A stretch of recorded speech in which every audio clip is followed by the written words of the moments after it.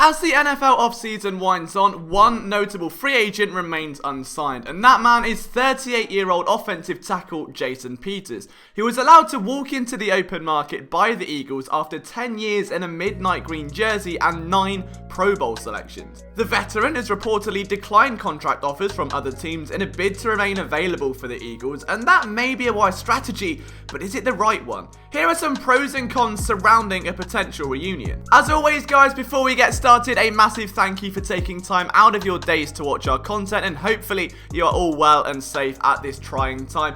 If you could hit that subscribe button if you enjoy what we put out, that would be absolutely amazing. We're so close to 20,000 subscribers and we want to do as much for this community as we can, and having you as a part of it would be really cool. On top of that, if you don't already, you can catch content from myself and all of our writers over at phillysportsnetwork.com every single day. Just because sports are temporarily on hold doesn't mean your coverage has to be, alright? Make sure you check out our website for the latest on the teams you care most about. Firstly, we have to understand why this is even a debate, and it comes down to one man, Washington State product Andrey Tillett, who's now entering his second year as an NFL tackle. He was drafted to be the heir to the throne of Jason Peters. As you've seen on our channel in a film room video, he played much better than public perception leads you to believe. Outside of one game where he was thrown to the wolves and even complained to the media beforehand that he'd never played right tackle before, he played really well protecting Carson Wentz's blindside and had 2 stellar games against Buffalo and Chicago. Is he ready to step up full time?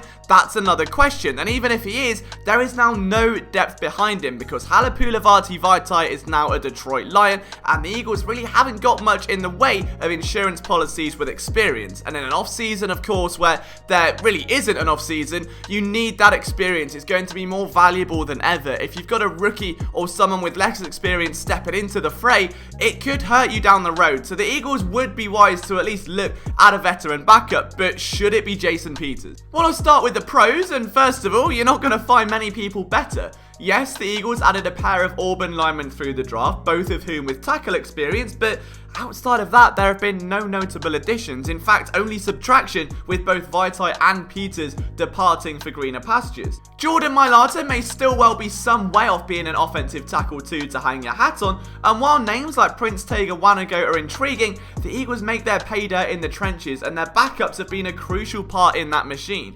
Whether it's from Lane Johnson's injuries and PED suspension to Jason Peters' injuries, no matter what the scenario is, the backup tackles in the Doug Peterson era have been absolutely crucial. And as we mentioned, there's no cemented backup behind Dillard with significant NFL experience, and that hurts. Not only that, but Peters isn't exactly bad either. He allowed 3 sacks on 872 snaps last year, and although he was flagged frequently, he earned a PFF grade of 82.4, which for a 38-year-old is beyond impressive.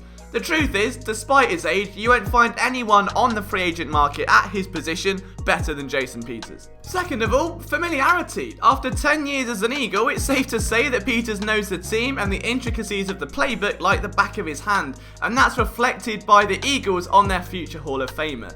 Bringing in a veteran lineman doesn't always work out. Chance Warmack is one such name. He was never really able to reignite a flailing career in Philadelphia, but Peters is a different beast, and one the Eagles know all too well. JP could slip on a jersey tomorrow and pick up where he left off in 2019 in the case of absolute emergency, and that can only be seen as a good thing. Thirdly, some much needed leadership. Andrey Tillett is entering his second year in the league, but without a veteran behind him, protecting Wentz's blind side will bring even more pressure, especially after the offseason of slander that he's faced.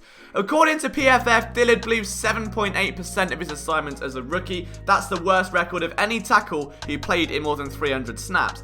He also allowed a whopping pressure rate of 14.7%. Again, we do seem to be forgetting that game against Seattle, which is where most of those stats came from. But just because he had flashes of elite talent, it doesn't mean he won't benefit from the mentoring of a future Hall of Famer. JP has been an integral asset in the development of younger linemen in his time with the Eagles, and names like Jordan Mailata have often been seen working with Peters away from the team or after practice. And if he does return, guiding the heir to his throne through a sophomore season would only do wonders for the Washington State product game. On to some cons, and obviously there is an elephant in the room, and that elephant is named cost. It's still shocking to think that Peters actually took a pay cut in 2019, I know, just believe me, it's true, he's never had to and never wanted to up to that point. While the rest of the team bent, Peters would only see his value increase and stand firm on knowing his worth, and who can blame him? The guy's a 9-time Pro Bowler and a guaranteed Hall of Famer.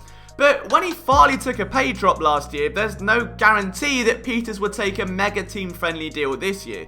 It's all well and good that he's declined offers from elsewhere, but surely that only leverages the fact that he can get more money. If Howie tries to lowball Peters, which would hardly be shocking, it's Howie Roseman, and that offer was less than what JP has been offered elsewhere, Howie's gonna have to cough up some of that $23 million in cap space in order to bring home the all-time great. But then there's the Howie way. I mean, it wasn't so long ago that Roseman gave a prophetic speech about the change of heart he's experienced when it comes to signing players, stating how that he's got to learn to move on and when to say goodbye, and then he's got to be better at cutting ties and putting the business before personal relationships. And when it was announced the Eagles had bid goodbye to Jason Peters, that was thought to be the end of it. But then the Eagles seemingly refused to add a veteran into the mix, instead infusing youth into the line, which is both a blessing and a curse. Re-signing Peters would seemingly go against everything Roseman told the media in January, but it's not like he hasn't walked away from Malcolm Jenkins, Nigel Bradham, and several others.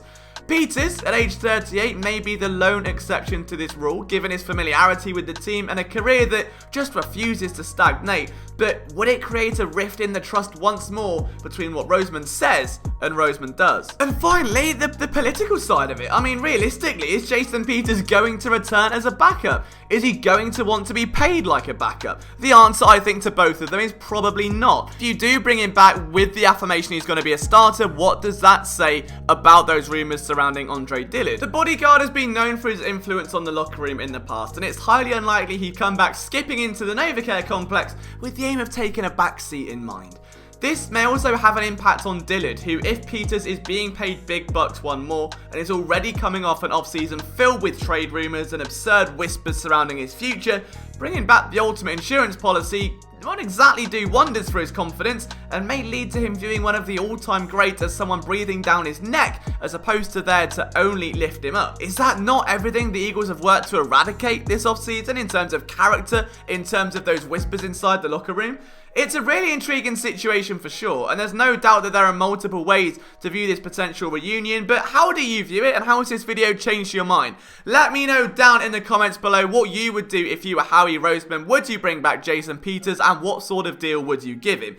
If you want to follow me on Twitter, it's at Liam Jenkins PSN. Thank you so much again, guys. Don't forget to hit that subscribe button. I'll see you soon.